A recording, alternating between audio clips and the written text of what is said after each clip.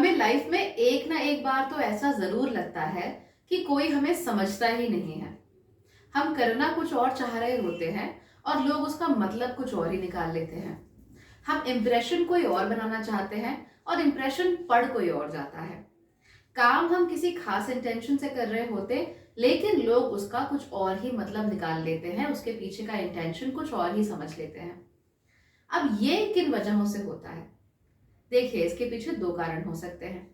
पहला तो ये कि शायद आप अपने इंटेंशंस को ठीक तरीके से कम्युनिकेट नहीं कर पाते हैं, जो कि वर्बल कम्युनिकेशन पर डिपेंड करता है, मर्करी पर डिपेंड करता है। और दूसरा ज्यादा इंपॉर्टेंट क्वेश्चन तब होता है, या ज्यादा इंपॉर्टेंट इस चीज का सोल्यूशन तब है, जब हमारा आरूढ़ लग्न ये बताता है कि भाई हम कौन है, कैसे हैं, लोगों के ऊपर हमारा इंप्रेशन क्या पड़ता है। हमारा आरूढ़ लग्न मोस्ट ऑफ द टाइम हमारे लग्न से भिन्न होता है, और क्योंकि वो हमारे लग्न से भिन्न होता है, इसी वजह से हम जो लोगों के सामने इंप्रेशन क्रिएट कर पाते हैं वो भी भिन्न होता है। राइट? तो जो नॉन वर्बल कम्युनिकेशन हम करते हैं, वो कम्युनिकेशन जो हमारे हाव भाव से प्रदर्शित होता है, हमारी बॉडी लैंग्वेज से प्रदर्शित होता है, वो सारा का सारा कम्युनिकेशन कहीं ना कहीं हमारे आरूढ़ लग्न के साथ जुड़ा हुआ होता है। साथ ही साथ लोग हमें परसीव कैसे करते हैं, हमें कैसी नजर से देखते हैं, ये भी आरूढ़ लग्न के साथ जुड़ा हुआ होता है। तो आरूढ़ लग्न के बारे में जो बेसिक बातें हैं जो आपको समझनी चाहिए, वो सारी की सारी बातें हम कर लेंगे आज के वीडियो में।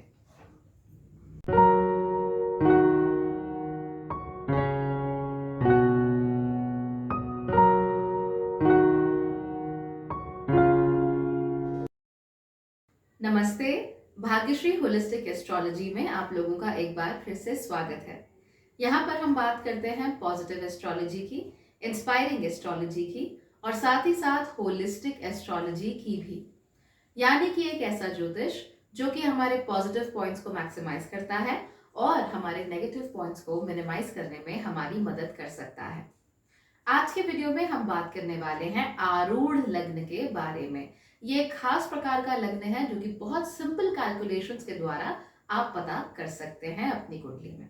ओके, कई सारे लोग इसे अरुद्ध लग्न भी कहते हैं, अरुधा लग्न भी कहते हैं, लेकिन इनमें से ज्यादातर लोग या तो फॉरेन ओरिजिन के होते हैं, या फिर ये लोग फॉरेन में रहते हैं, यानी इंडियंस हैं बट फॉरेन में रह रहे हैं, जिस कारण प्रोनाउंसिएशन में डिफरेंस आ जाता है। और वो जैसे आरूढ़ लग्न को इंग्लिश में लिखा जाता है AROODHA या ARUDHA, उसे अरुधा करके पढ़ते हैं, लेकिन जो इसकी सही प्रोनाउंसिएशन है, जिस तरीके से इसे प्रोनाउंस किया जाता है, वो होता है आरूढ़। आरूढ़ एक ऐसा शब्द है जिसका जो मतलब है, that is very important to understand कि आरूढ़ लग्न होता क्या है। आरूढ़ का मतलब होता है किसी चीज पर चढ़ना, उसकी सवारी करना, या फिर उसको सुपर इम्पोज करना।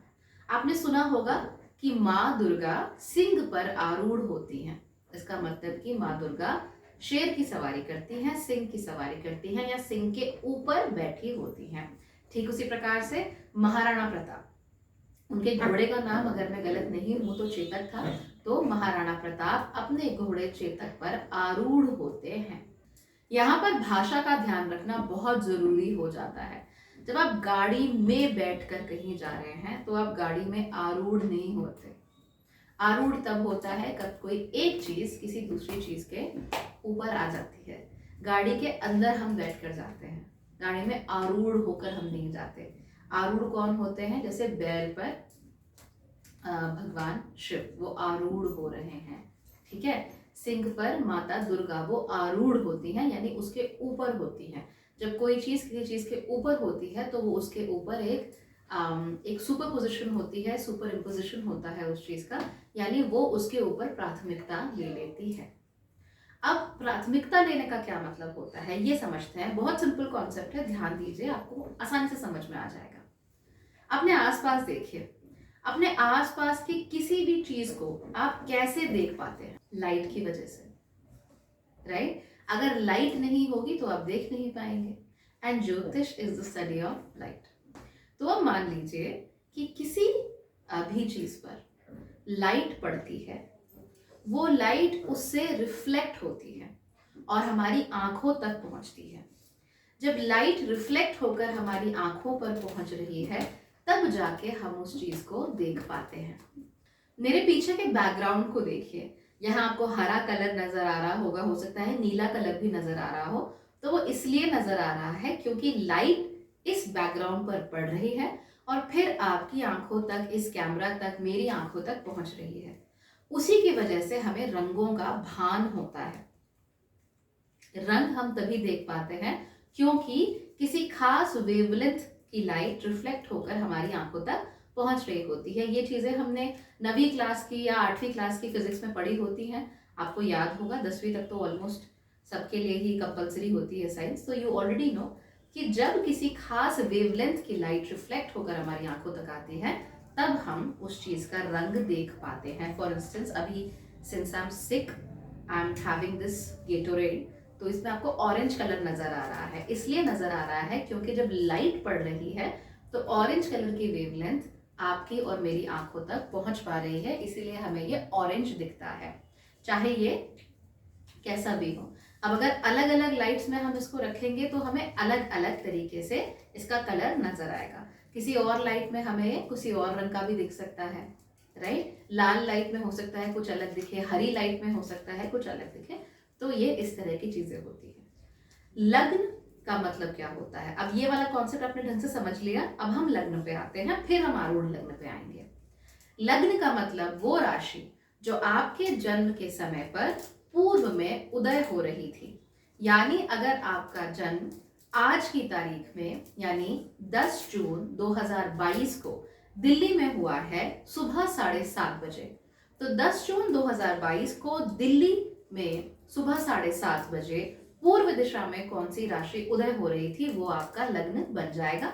मान लीजिए उस समय पर वृश्चिक राशि उदय हो रही थी तो आपका लग्न वृश्चिक हो जाता है। लग्न को आपके पहले घर में बिठाया जाता है। आप जिस नजर से दुनिया को देखते हैं, जो भी चश्मा आपकी आंखों में चढ़ा हुआ है, 12 में से कोई एक ही चढ़ेगा, ऑब्वियस सी बात है। तो जो भी चश्मा आपकी आंखों पर चढ़ा हुआ है, आप जिस नजर से दुनिया को देखते हैं, आप अपने बारे में क्या सोचते हैं, आप खुद को कैसे जानते हैं, खुद को कैसे पहचानते हैं, ये सारी चीजें आपके लग्न पर डिपेंड करती है। और इसे सामान्य भाषा में या ज्योतिषीय भाषा में कह लीजिए उदय लग्न कहा जाता है। उदय लग्न यानी वो लग्न जो कि आपके जन्म के समय पर उदय हो रहा था, पूर्व दिशा से राइज हो रहा था, सन की तरह, सूर्य की तरह राइज हो रहा था। तो ये तो हो गया आपका उदय लग्न। अब इसमें हम अपने आप को कैसे देखते हैं वो तो अलग चीज हो गई, लेकिन दुनिया हमें कैसे देखती है वो एक बिल्कुल भिन्न चीज हो गई। आप हो सकता है कि बहुत ही शर्मीले इंसान हो, लेकिन दुनिया समझती हो कि आप तो भाई दूसरों से लड़ने वाले, झगड़ने वाले ऐसे हैं। तो वो आप अपने बारे में क्या सोचते हैं कि मैं शर्मीला हूं, वो तो हो गया आपका उदय लग्न। और दुनिया आपके बारे में अगर ये सोचती है कि आप झगड़ालू हैं तो वो हो गया आपका आरूढ़ लग्न, यानी वो लग्न जो कि आपके अपने उदय लग्न के ऊपर आरूढ़ है। यानी आपकी पर्सनालिटी के बाहर एक जो एनवलप चढ़ा हुआ है, एक ब्लैंकेट चढ़ा हुआ है, हिंदी में कहें तो एक आवरण जो आपकी पर्सनालिटी के ऊपर चढ़ा हुआ है, जिसे दुनिया देख पाती है, वो खास वेवलेंथ जो कि दुनिया तक पहुंच पाती है, उसे आरूढ़ लग्न कहते हैं। अंदर से आपका असेंडेंट कुछ भी हो, अपने बारे में कुछ भी सोचते हो आप, वो अलग चीज हो गई, लेकिन दुनिया आपको सामान्य रूप से कैसे देख रही है वो आरूढ़ लग्न पर डिपेंड करता है, राइट। आरूढ़ लग्न को पता करना कि आपका आरूढ़ लग्न क्या है बहुत इजी होता है, कोई रॉकेट साइंस नहीं है। अगर आप कोई सॉफ्टवेयर का इस्तेमाल करते हैं तो सॉफ्टवेयर में भी आपको आरूढ़ लग्न की कैलकुलेशंस मिल जाएंगी। आरूढ़ लग्न की कैलकुलेशंस के लिए आप आरूढ़ लग्न वाला जो सेक्शन है वहां जाइए और वहां पर आरूढ़ लग्न के आगे AL लिखा होता है, A फॉर आरूढ़, L फॉर लग्न। यानी कि हो सकता है कि आपका लग्न उदय लग्न हो मेष यानी कि एरीज, आप पूरी तरीके से मेष या एरीज के साथ आइडेंटिफाई करते हो, लेकिन आरूढ़ लग्न हो आपका पाइसिस। अगर पाइसिस आपका आरूढ़ लग्न हुआ तो आप चाहे खुद को एरीज समझते हो, दुनिया आपको पाइसिस ही समझती है। ज्यादातर लोगों के मन में आपको देखते ही पाइसिस वाले जो क्वालिटीज हैं वो नजर उनको आने लग जाती हैं। आरूढ़ लग्न का हाथों से कैलकुलेशन या मैनुअल कैलकुलेशन भी बहुत इजी होता है, कोई भी कर सकता है, ओके। तो आपको क्या करना है, सबसे पहले ये देखना है कि आपका उदय लग्न क्या है। उदय लग्न हमेशा वो होता है जो कुंडली के पहले भाव में बैठा होता है। अगर आप नॉर्थ इंडियन स्टाइल की कुंडली फॉलो करते हैं तो पहला जो बीच का भाव होता है, सबसे एक भाव इधर एक भाव उधर, बीच में जो भाव होता है सबसे ऊपर की तरफ, टॉप मिडिल वाला जो भाव होता है उसे आपका राइजिंग साइन या असेंडेंट या उदय लग्न कहते हैं। ठीक है, अब आप ये पता कीजिए कि उदय लग्न का स्वामी यानी आपका जो लग्नेश है वो कौन से भाव में जाकर बैठा हुआ है। ऑलराइट, तो मान लीजिए कि आपका उदय लग्न है मेष यानी कि एरीज, तो एरीज का स्वामी होता है मंगल। अब आपको ये देखना है कि मंगल कौन से भाव में जाकर बैठा हुआ है। राशि यहां देखने की जरूरत नहीं है, भाव देखिए खाली। मान लीजिए कि मंगल चौथे भाव में जाकर बैठा हुआ है, तो कुछ नहीं करना, चौथे भाव से 4 भाव और कैलकुलेट कर लीजिए। मंगल लग्न से यानी लग्नेश अपने स्थान से 4 घरों की दूरी पर है, इसीलिए उसके स्थान से यानी लग्नेश के स्थान से 4 घर आप और जोड़ लीजिए। जब हम 4 भाव जोड़ेंगे चौथे घर से, तो पहला घर कौन सा हुआ, चौथा ही घर हो जाएगा, दूसरा घर 5वां घर हो जाएगा, तीसरा पग हमारा होगा छठे घर में और चौथा पग हमारा होगा 7वें घर में। यानी कि इस कंडीशन में आपका जो आरूढ़ लग्न है वो हो जाएगा आपका 7वां घर, 7वां घर यानी कि लिब्रा। ऑलराइट, यानी कि आप चाहे खुद को कितना भी मेष समझते हो, दुनिया आपको ज्यादातर लिब्रा यानी कि तुला की नजर से देखेगी। It is a very very interesting concept, क्योंकि अंदर से आपकी पर्सनालिटी जो है वो तो मेष है, लेकिन जो दुनिया को दिख रहा है वो तुला है। मैंने आपको mind body soul personality type में जो हमारी पर्सनालिटी के अलग अलग लेयर्स होते हैं वो बहुत डिटेल में समझाए हैं। जो हमारी सबसे अंदरूनी लेयर होती है सोल या आत्मा के लेवल की, उसको हम अपने सन साइन से डिफाइन करते हैं कि हमें रोशनी आखिर कहाँ से मिल रही है। उसकी जो बाहरी लेयर होती है वो होती है मन की लेयर। हमारा मन कैसा है, सबसे बाहर जो भौतिक देह को दिखाती है, हमारे भौतिक प्रेजेंस को दिखाती है इस 3 डिमेंशनल वर्ल्ड में, वो होती है हमारी उदय लग्न की लेयर। ओके, लेकिन ये हमारे लिए है, इट इज फॉर अस। दुनिया हमें किसी और ही नजरिए से देख रही है।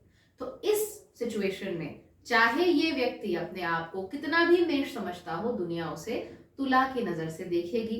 ये चाहे खुद को कितना भी अग्रेसिव मानता हो, सामने वाला व्यक्ति इसको हारमोनियस और दूसरों की सुलह कराने वाला इस तरह का व्यक्ति के तौर पे देखेगी। जरूरी नहीं है कि 100% लोग ही ऐसे ही देखें, ऐसा नहीं होता, लेकिन ज्यादातर लोगों के मन में जो इम्प्रेशन पड़ता है आपका वो तुला वाला पड़ता है। मेष वाला इम्प्रेशन रिलेटिवली कम पड़ता है। जब लोग आपको थोड़ा जानने लगेंगे, थोड़ा खुलने लगेंगे, तब वो देख पाएंगे कि हाँ अंदर से तो आप मेष हैं। उसकी जो भीतरी लेयर है वो होता है आपका मून साइन, मान लीजिए इस केस में वो है स्कॉर्पियो, और उसकी भी भीतरी जो लेयर है वो होता है आपका सन साइन, जो कि मान लीजिए कि है कर्क। सो हम जिस लेवल ऑफ रियलिटी में जीते हैं वो बहुत कॉम्प्लेक्स है, और ये पूरी दुनिया एक मायावी एक जंजाल है। जिसको हम रियल वर्ल्ड कहते हैं वो वर्चुअल वर्ल्ड से बिल्कुल भिन्न नहीं है। चीज़ों का अलग अलग इंप्रेशन लोगों के ऊपर पड़ता है, राइट। तो अब इसको मैं कुछ एग्जाम्पल्स के माध्यम से आपको समझा देती हूँ। सबसे पहला एग्जाम्पल आप देखिए, इसमें जो लग्न है वो एरीज है, एरीज यानी कि मेष, और लग्न में ही सूर्य बैठे हुए हैं, यानी कि ये व्यक्ति के अंदर जो स्ट्रेंथ है, जो पावर है, स्ट्रेंथ ऑफ कैरेक्टर इसको कहते हैं। मैं कैसे करूं, मैं अच्छा कैसे बनूं, मैं जीवन में आके कैसे बढ़ूं, तो एक फोर्सफुलनेस ऑफ नेचर, एक फोर्स ऑफ कैरेक्टर इस व्यक्ति के पास है।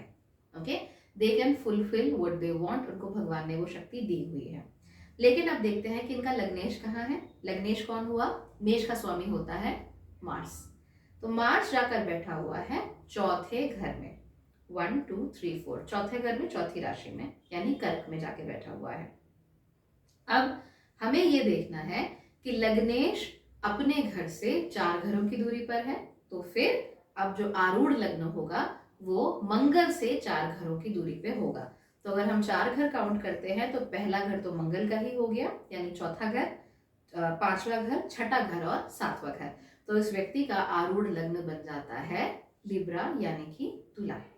इस व्यक्ति को मैं पर्सनली जानती हूँ, अंदर से बहुत फोर्सफुल नेचर है अनडाउटेडली, गुस्सा बहुत है मन के अंदर, आगे बढ़ने की इच्छा बहुत प्रबल है, लेकिन जो बाहरी आवरण है पर्सनालिटी का वो कैसा है, एकदम मीक, एकदम पोलाइट, दूसरों की बात जोड़ने वाला, दूसरों की बात करने वाला। इनफैक्ट ये कितना भी बाहर से अग्रेसिव लगने की कोशिश करे, ये लड़का अग्रेसिव नहीं लग पाता है।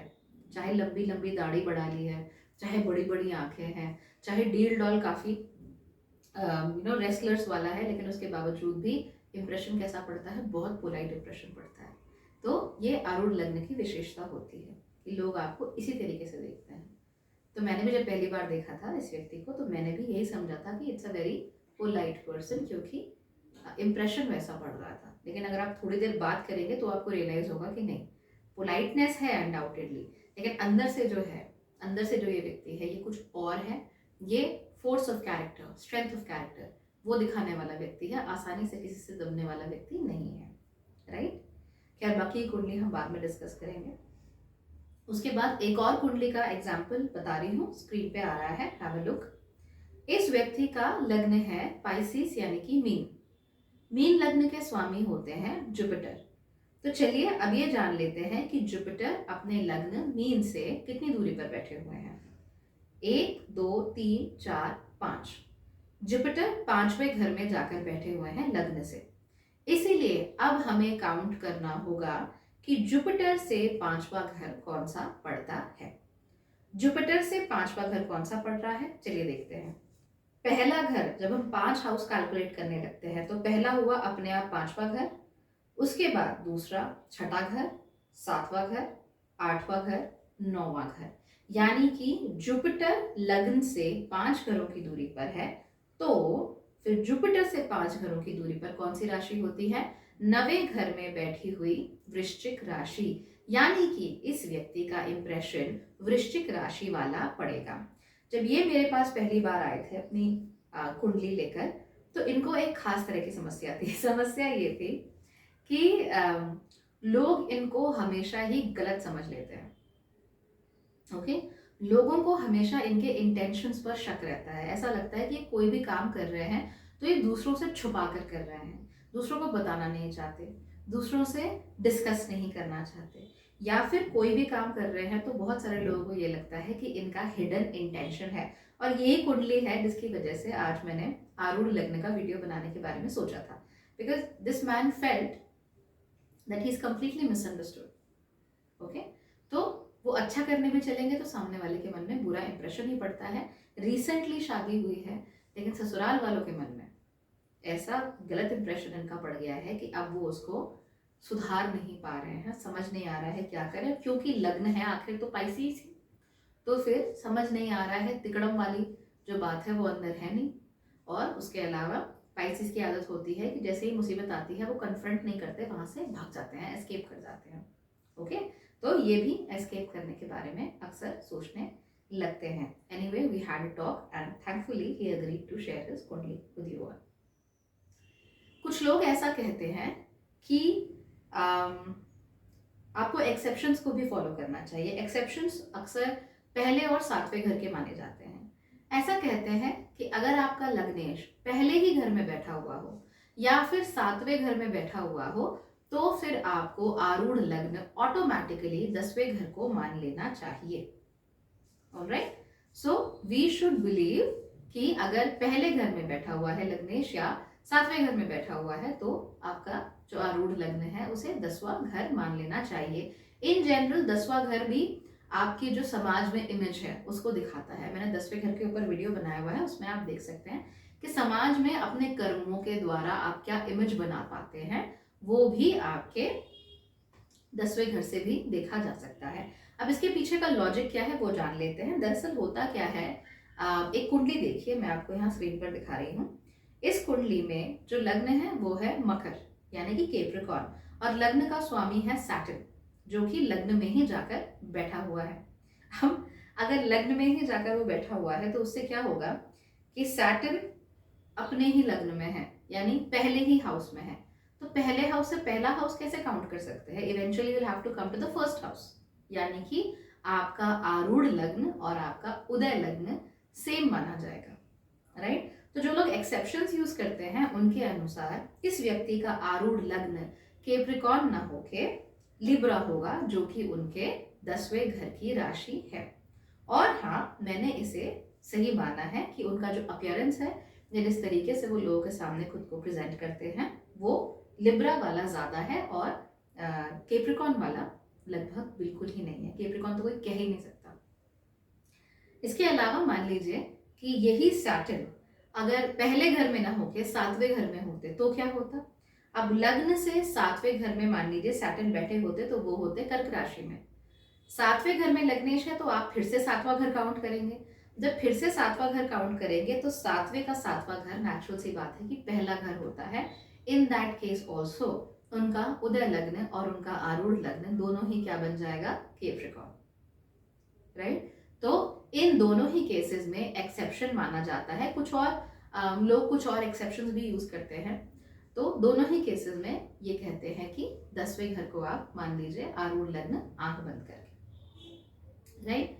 तो ये एक्सेप्शंस क्या मैं यूज करती हूँ, देखिए इन जनरल एक्सेप्शंस को यूज करने की जरूरत होती नहीं है। लेकिन अगर हाँ ऐसा हो कि लग्नेश जो है वो पहले ही घर में जाकर बैठा है या 7वें ही घर में जाकर बैठा है, in that case case by case basis पे मैं निर्धारण करती हूँ कि क्या वाकई उसे उस नज़र से देखने की ज़रूरत है या नहीं है। ठीक एग्जैक्टली ऐसा ही मैं भावचलित के साथ भी करती हूँ। बहुत सारे लोग भावचलित को बहुत ज़्यादा कॉम्प्लिकेट करके बहुत कॉम्प्लिकेटेड नज़रिए से देखते हैं कि भैया हमारी लग्न कुंडली में तो ऐसा आ रहा था देखो और भावचलित में ऐसा आ रहा था, तो हम कौन सी कुंडली माने।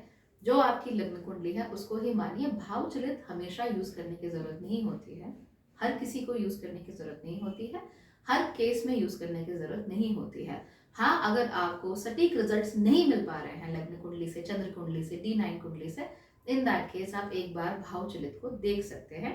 मैं भावचलित को एक बार देख लेती हूँ ये पता करने के लिए कि चीज़ें किस तरीके से भावों को चेंज करके एडजस्ट की जा सकती हैं। अगर वहाँ से मुझे कोई अच्छा रिजल्ट मिलता है तो फिर ही मैं भावचलित को इस्तेमाल करती हूँ। अदरवाइज इन जनरल आपकी कुंडली, लग्न कुंडली पूरी तरीके से सक्षम है आपको आपके रिजल्ट्स बताने में।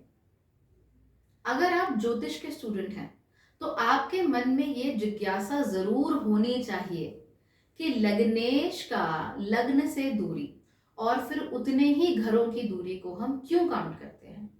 अगर आपके अंदर ये जिज्ञासा नहीं आती है तो आप स्टूडेंट नहीं हैं, आप शिक्षार्थी नहीं हैं, आप सिर्फ चीजों को मगअप कर रहे हैं जो आपको बताया गया है, राइट। तो अगर आप वाकई में शिक्षार्थी हैं, वाकई में आप चीजों को जानना चाहते हैं, खास तौर पे ज्योतिष जैसे एक सब्जेक्ट को, तो फिर इन चीजों की जिज्ञासा मन में उत्पन्न होना बहुत जरूरी है और उस जिज्ञासा के कारण आपको जवाब मिल पाएंगे।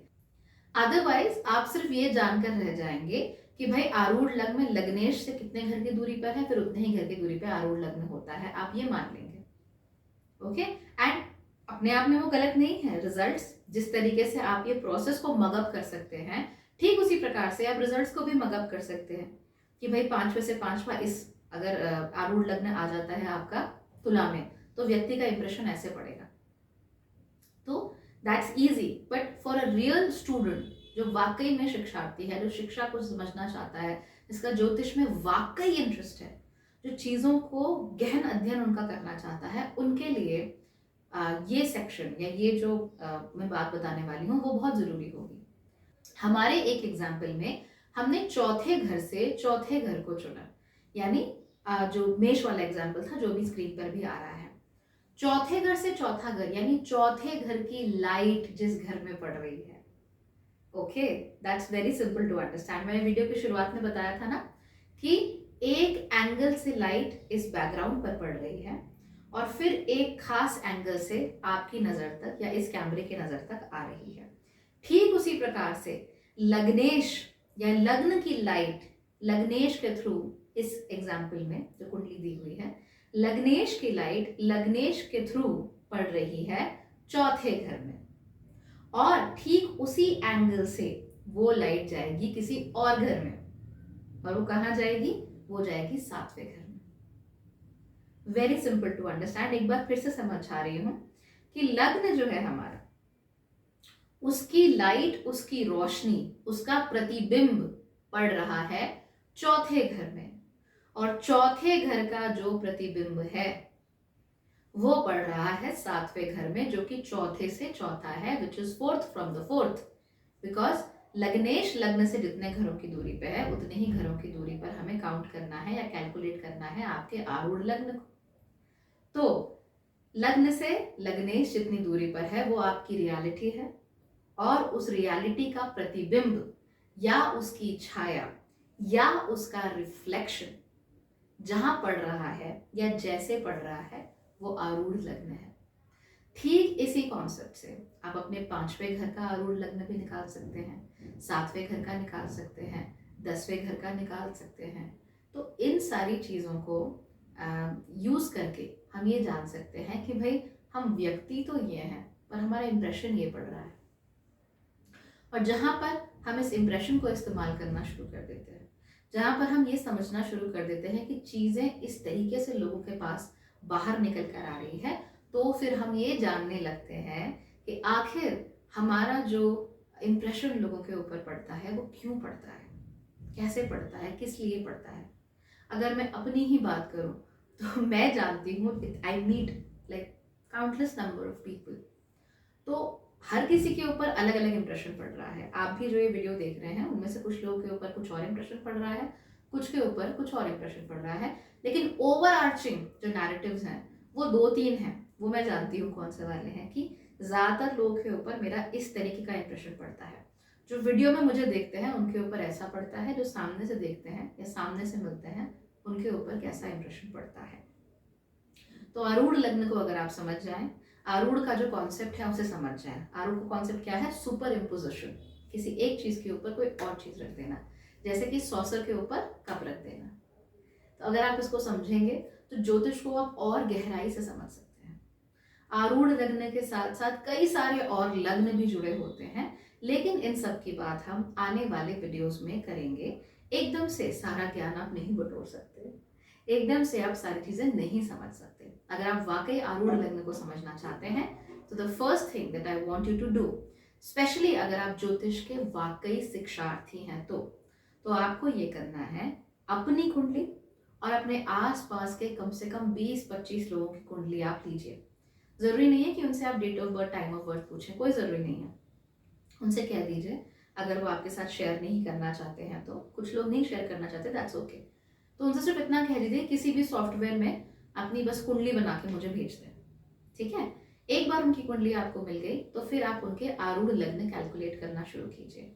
आप नोटिस करेंगे कि आरूढ़ लग्न आपको जनरली काफी अच्छे रिजल्ट दे रहा है, राइट। और अगर आप ये जानना चाहते हैं कि मेरा इंप्रेशन दूसरे व्यक्ति के ऊपर क्या पड़ रहा है, यानी आपका लग्न तो हुआ मेष, लेकिन आपका इंप्रेशन कैसा पड़ रहा था हमारे केस में, वो पड़ रहा था लिब्रा वाला, तो आप जल्दी से मेरे लिब्रा असेंडेंट के वीडियो पर जाइए और देख लीजिए।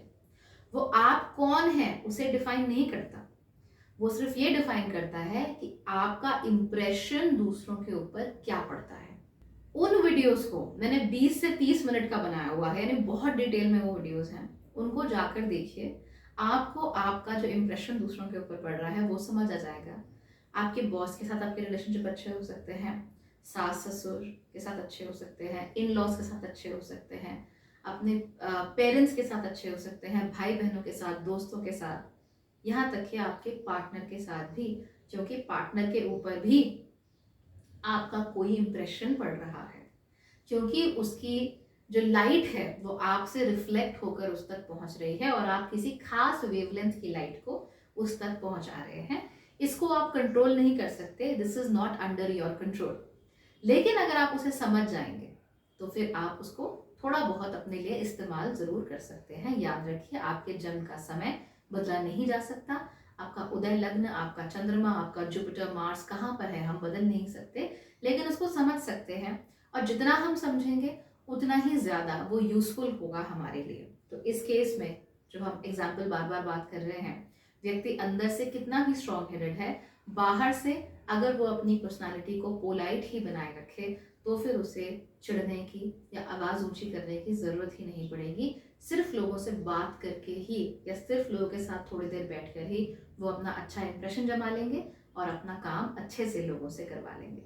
आई hope that this turns out to be a very very interesting concept for you. तो इस इंटरेस्टिंग कॉन्सेप्ट को अपने लिए यूज कीजिए। हाँ, कुछ एस्ट्रोलॉजर्स हैं जो अलग अलग तरह के एक्सेप्शंस का इस्तेमाल करते हैं, एक्सेप्शंस को भी यूज करके देखिए, right? So use the exceptions as well and see where it leads you. आपके कुछ ऐसे भी दिमाग में आइडियाज आ सकते हैं जो शायद पहले किसी को नहीं आए या फिर आपने किसी को बोलते हुए नहीं सुना, उसके बाद उसे मेरे साथ जरूर से आप कमेंट्स में शेयर कीजिए। आई वुड लव टू सी कि आप लोगों को किस किस तरीके के रिजल्ट्स मिल रहे हैं। So that's all from my side for today. आप लोग अगर आरूढ़ लग्न के लिए अपने, कि आरूढ़ लग्न AL A5 A7 A10 और UL यानी उपपद लग्न आपको कैसे रिजल्ट्स दे रहा है, या फिर आपका जो पब्लिक पर्सोना है उसे आप कैसे क्राफ्ट कर सकते हैं, कैसे क्रिएट कर सकते हैं, specially for influencers, specially for people who want to have a public image, उन लोगों के लिए ये बहुत ही अच्छी रीडिंग है, बहुत स्पेसिफिक, बहुत खास रीडिंग है मेरी तरफ से, जो कि आज से मैं आप लोगों के लिए अवेलेबल कर रही हूँ। Of course it will, the readings will start from July because I am personally not that well right now.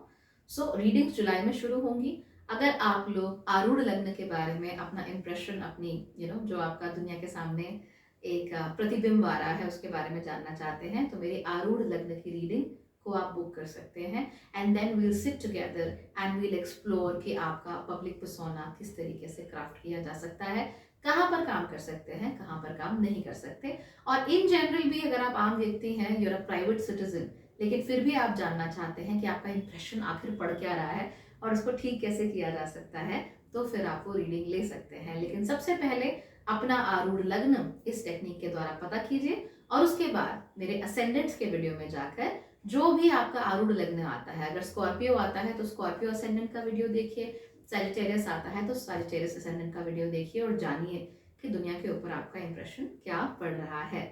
So that's it from my side for today. Thank you so much for watching.